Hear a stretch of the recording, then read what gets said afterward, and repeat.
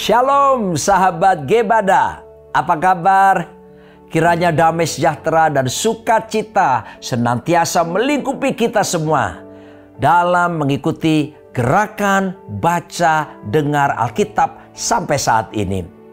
Dan hari ini kita akan membaca Lukas pasal 19 sampai pasal 20.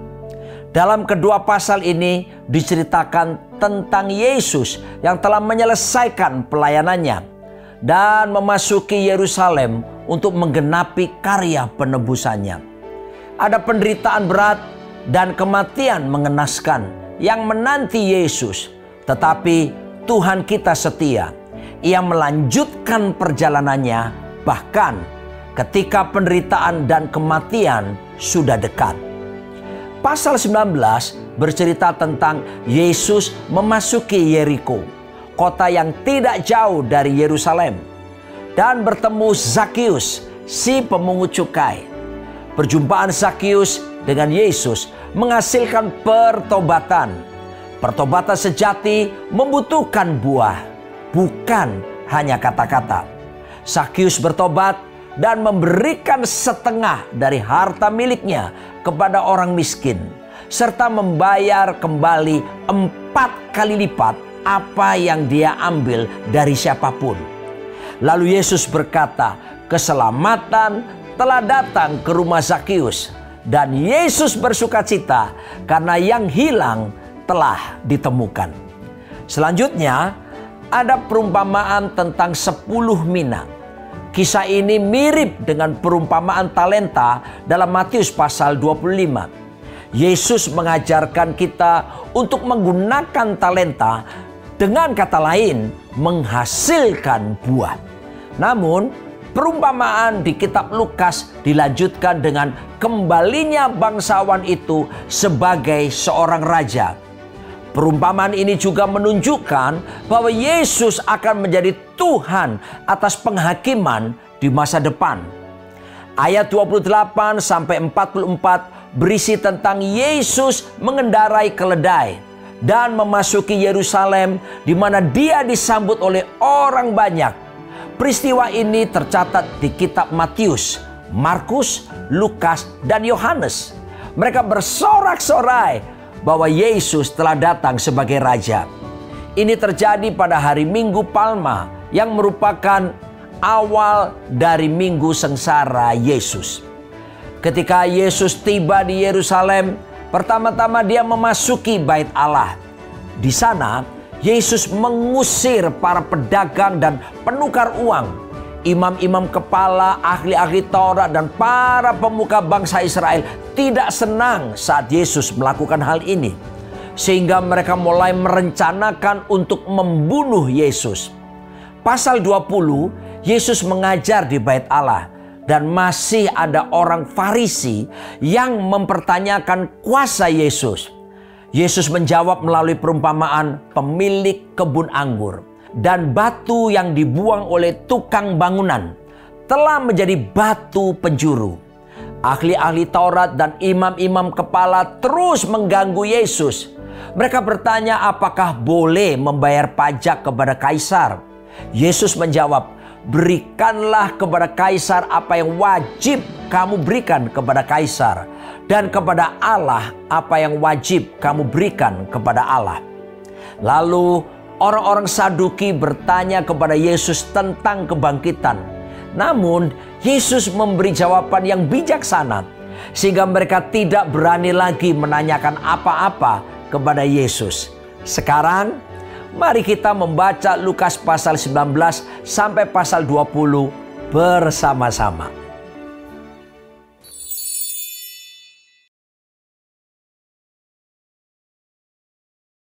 Yesus masuk ke kota Yeriko dan berjalan terus melintasi kota itu. Di situ ada seorang bernama Zakius, kepala pemungut cukai, dan ia seorang yang kaya. Ia berusaha untuk melihat orang apakah Yesus itu, tetapi ia tidak berhasil karena orang banyak sebab badannya pendek. Maka berlarilah ia mendahului orang banyak, lalu memanjat pohon ara untuk melihat Yesus yang akan lewat di situ. Ketika Yesus sampai ke tempat itu, ia melihat ke atas dan berkata, Zakeus, segeralah turun, sebab hari ini aku harus menumpang di rumahmu. Lalu Sakeus segera turun dan menerima Yesus dengan sukacita. Tetapi semua orang yang melihat hal itu bersungut-sungut. Katanya, ia menumpang di rumah orang berdosa. tetapi Sakeus berdiri dan berkata kepada Tuhan, Tuhan, setengah dari milikku akan kuberikan kepada orang miskin. Dan sekiranya ada sesuatu yang kuperas dari seseorang, akan kukembalikan 4 kali lipat. Kata Yesus kepadanya, Hari ini telah terjadi keselamatan kepada rumah ini, karena orang ini pun anak Abraham. Sebab anak manusia datang untuk mencari dan menyelamatkan yang hilang. Untuk mereka yang mendengarkan dia di situ, Yesus melanjutkan perkataannya dengan suatu perumpamaan, sebab ia sudah dekat Yerusalem dan mereka menyangka bahwa kerajaan Allah akan segera kelihatan. Maka ia berkata, Ada seorang bangsawan berangkat ke sebuah negeri yang jauh untuk dinobatkan menjadi raja di situ, dan setelah itu baru kembali. Ia memanggil 10 orang hambanya dan memberikan 10 mina kepada mereka. Katanya, pakailah ini untuk berdagang sampai aku datang kembali. Akan tetapi orang-orang sebangsanya membenci dia, lalu mengirimkan utusan menyusul dia untuk mengatakan, Kami tidak mau orang ini menjadi raja atas kami. Dan terjadilah ketika ia kembali, setelah ia dinobatkan menjadi raja, ia menyuruh memanggil hamba-hambanya yang telah diberinya uang itu untuk mengetahui berapa hasil dagang mereka masing-masing. Orang yang pertama datang dan berkata, Tuan, mina tuan yang satu itu telah menghasilkan 10 mina. Katanya kepada orang itu, Baik sekali perbuatanmu itu, hai hamba yang baik. Engkau telah setia dalam perkara kecil, karena itu terimalah kekuasaan atas 10 kota. Datanglah yang kedua dan berkata, Tuan, mina tuan telah menghasilkan 5 mina.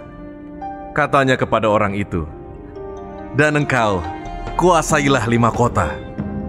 Dan hamba yang ketiga datang dan berkata, Tuan, inilah mina tuan. Aku telah menyimpannya dalam sapu tangan. Sebab aku takut akan Tuan, karena Tuan adalah manusia yang keras. Tuan mengambil apa yang tidak pernah Tuan taruh, dan Tuan menuai apa yang tidak Tuan tabur. Katanya kepada orang itu, Hai hamba yang jahat, aku akan menghakimi engkau menurut perkataanmu sendiri. Engkau sudah tahu bahwa aku adalah orang yang keras, yang mengambil apa yang tidak pernah aku taruh dan menuai apa yang tidak aku tabur. Jika demikian, mengapa uangku itu tidak kau berikan kepada orang yang menjalankan uang? Maka sekembaliku, aku dapat mengambilnya serta dengan bunganya. Lalu katanya kepada orang-orang yang berdiri di situ, Ambillah mina yang satu itu daripadanya, dan berikanlah kepada orang yang mempunyai 10 mina itu. Kata mereka kepadanya, Tuan, ia sudah mempunyai 10 mina. Jawabnya, Aku berkata kepadamu, setiap orang yang mempunyai, kepadanya akan diberi. Tetapi siapa yang tidak mempunyai, daripadanya akan diambil juga apa yang ada padanya. Akan tetapi semua seteruku ini, yang tidak suka aku menjadi rajanya, bawalah mereka kemari dan bunuhlah mereka di depan mataku. Dan setelah mengatakan semuanya itu, Yesus mendahului mereka dan meneruskan perjalanannya ke Yerusalem. Ketika ia telah dekat Betfage dan Betania yang terletak di gunung yang bernama Bukit Zaitun, Yesus menyuruh 2 orang muridnya dengan pesan, Pergilah ke kampung yang di depanmu itu. Pada waktu kamu masuk di situ, kamu akan mendapati seekor keledai muda tertambat yang belum pernah ditunggangi orang. Lepaskanlah keledai itu dan bawalah kemari. Dan jika ada orang bertanya kepadamu, mengapa kamu melepaskannya? Jawablah begini, Tuhan memerlukannya. Lalu pergilah mereka yang disuruh itu, dan mereka mendapati segala sesuatu seperti yang telah dikatakan Yesus. Ketika mereka melepaskan keledai itu, berkatalah orang yang empunya keledai itu, Mengapa kamu melepaskan keledai itu? kata mereka, Tuhan memerlukannya. Mereka membawa keledai itu kepada Yesus, lalu mengalasinya dengan pakaian mereka dan menolong Yesus naik ke atasnya. Dan sementara Yesus mengendarai keledai itu, mereka menghamparkan pakaiannya di jalan.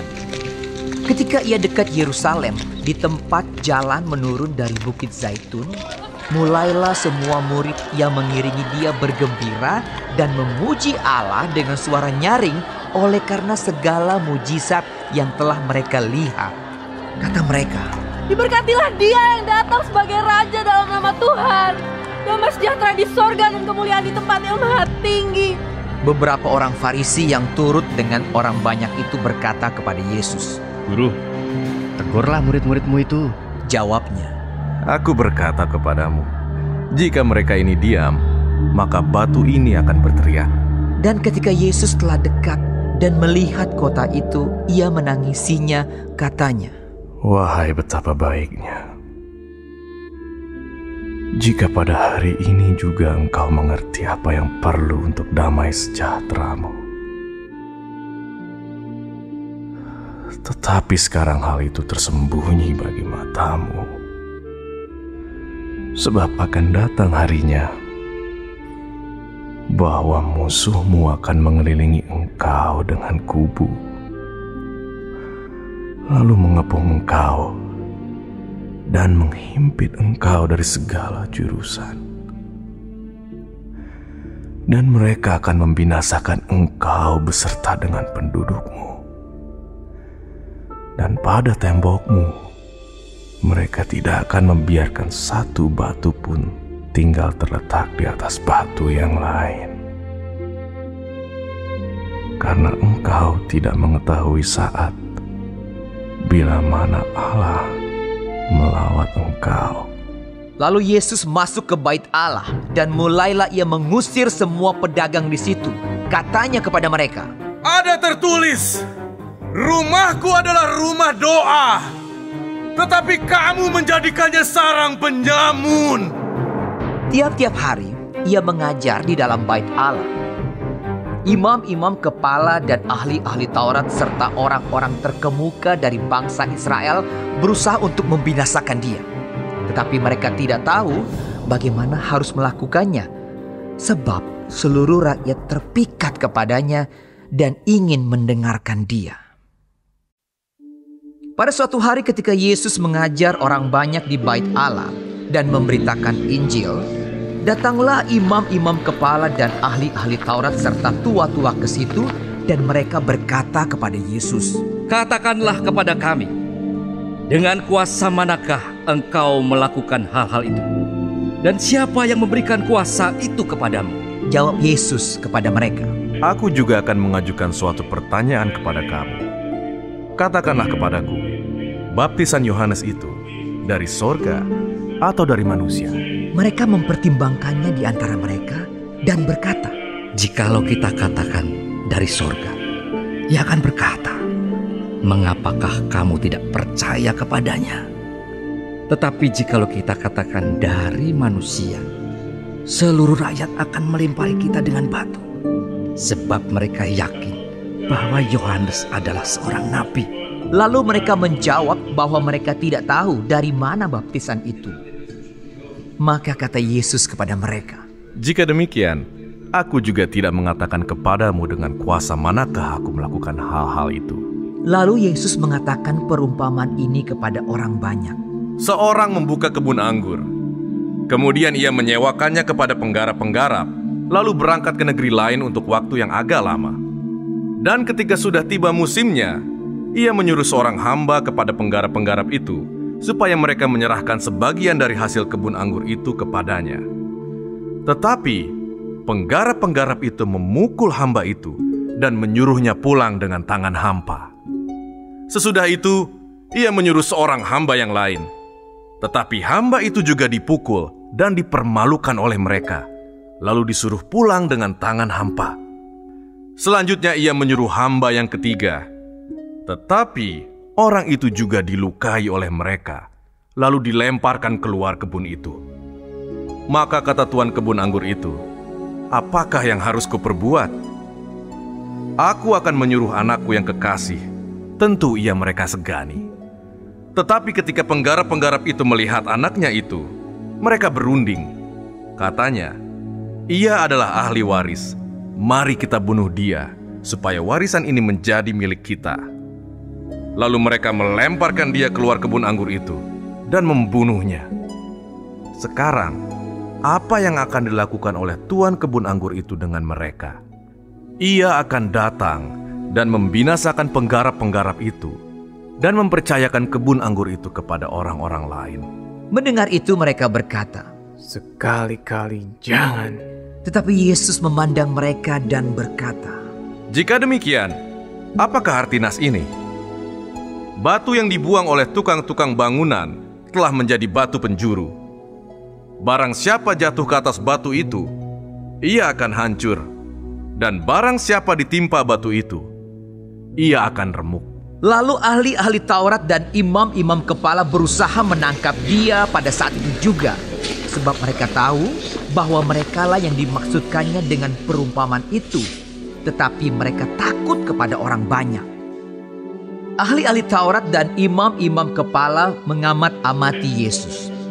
Mereka menyuruh kepadanya mata-mata yang berlaku seolah-olah orang jujur, supaya mereka dapat menjeratnya dengan suatu pertanyaan dan menyerahkannya kepada wewenang dan kuasa wali negeri. Orang-orang itu mengajukan pertanyaan ini kepadanya.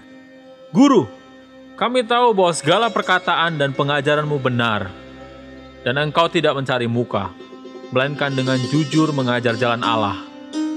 Apakah kami diperbolehkan membayar pajak kepada Kaisar atau tidak?" Tetapi Yesus mengetahui maksud mereka yang licik itu, lalu berkata kepada mereka, "Tunjukkanlah kepadaku suatu dinar. Gambar dan tulisan siapakah ada padanya?" Jawab mereka, "Gambar dan tulisan Kaisar."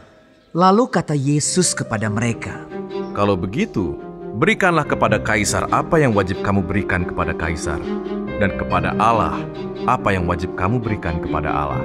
Dan mereka tidak dapat menjerat dia dalam perkataannya di depan orang banyak. Mereka heran akan jawabnya itu dan mereka diam. Maka datanglah kepada Yesus beberapa orang Saduki yang tidak mengakui adanya kebangkitan. Mereka bertanya kepadanya, "Guru, Musa menuliskan perintah ini untuk kita. Jika seorang yang mempunyai saudara laki-laki mati, sedang istrinya masih ada, tetapi ia tidak meninggalkan anak, saudaranya harus kawin dengan istrinya itu dan membangkitkan keturunan bagi saudaranya itu.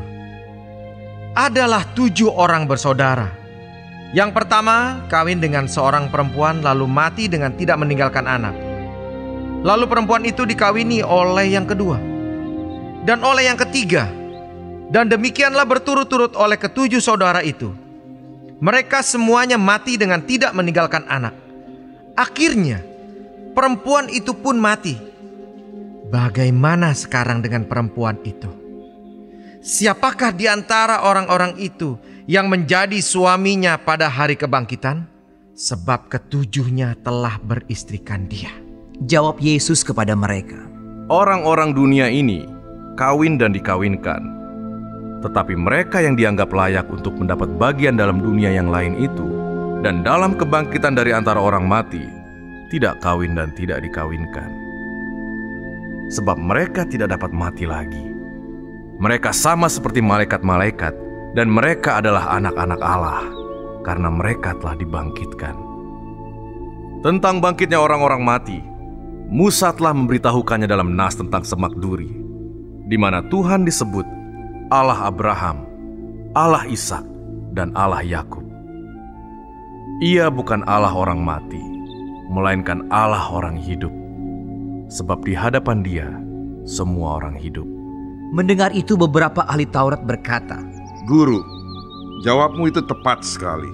Sebab mereka tidak berani lagi menanyakan apa-apa kepada Yesus. Tetapi Yesus berkata kepada mereka, "Bagaimana orang dapat mengatakan bahwa Mesias adalah anak Daud? Sebab Daud sendiri berkata dalam kitab Mazmur, 'Tuhan telah berfirman kepada Tuanku, duduklah di sebelah kananku, sampai kubuat musuh-musuhmu menjadi tumpuan kakimu.' Jadi Daud menyebut dia tuannya. Bagaimana mungkin ia anaknya pula? Ketika semua orang banyak mendengarkan, Yesus berkata kepada murid-muridnya, "Waspadalah terhadap ahli-ahli Taurat yang suka berjalan-jalan memakai jubah panjang dan suka menerima penghormatan di pasar, yang suka duduk di tempat terdepan di rumah ibadat dan di tempat terhormat dalam perjamuan, yang menelan rumah janda-janda dan yang mengelabui mata orang dengan doa yang panjang-panjang. Mereka itu pasti akan menerima hukuman yang lebih berat."